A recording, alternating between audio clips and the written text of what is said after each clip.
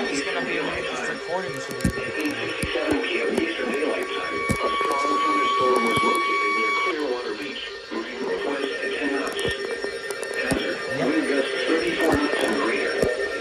Source, radar. Intent, expect wind gusts in excess of 34 knots, suddenly high waves, frequent lightning, and heavy downpours. Shut up! Jesus Christ, shut up!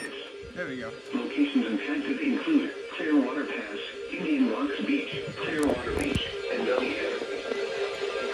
Clearwater Pass, Indian Water. These are the EPM observations for the local area on Wednesday, July 26th. International, it was mostly cloudy and rain. The temperature was 40 to 66 and 40 p.m.